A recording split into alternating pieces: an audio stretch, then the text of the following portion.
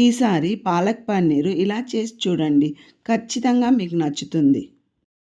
Oil వేడైన తర్వాత అందులో ఆనియన్, వెల్లుల్లి, అల్లం, క్యారెట్, జీడిపప్పు అలాగే పచ్చిమిర్చి వేసుకొని మూత పెట్టుకొని కొంచెం సేపు ఫ్రై చేసుకోవాలి.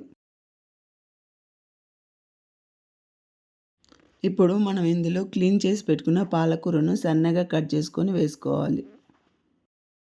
పాలకూరను మూత పెట్టి 2 నిమిషాల పాటు ఉడికించుకోవాలి.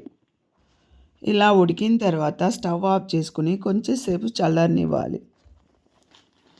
ఈ పాలకూర, జీడిపప్పు అంతా మిక్సీ జార్లో వేసుకొని మెత్తటి పేస్ట్ లాగా చేసుకోవాలి.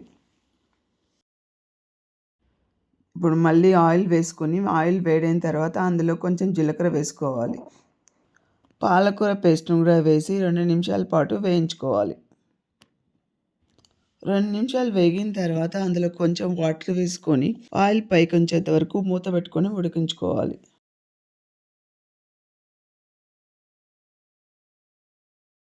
మధ్య మధ్యలో కలుపుతూ ఉడికించుకోవాలి, లేదంటే అడుగంటుతుంది. ఇలా ఆయిల్ పైకి వచ్చిన తర్వాత మళ్ళీ ఒకసారి అంతా కలిపి మనం కట్ చేసి పెట్టుకున్న పన్నీర్ ముక్కలను కూడా వేసుకోవాలి. అన్నీ వేసుకున్న తర్వాత ఒకసారి అంతా బాగా కలుపుదాం. ఇప్పుడు ఇందులో ఉప్పు, కారం అలాగే ధనియాల పొడి వేసుకోవాలి. వేసుకున్న తర్వాత బాగా కలిపి మూత పెట్టుకొని మళ్ళీ ఉడకనివ్వాలి. ఇలా ఆయిల్ పైకి వచ్చేంత వరకు ఉడకనిచ్చుకోవాలి.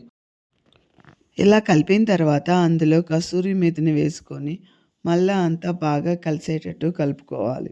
ఇప్పుడు స్టవ్ ఆఫ్ చేసి సర్వ్ చేసుకోవడం అంతే.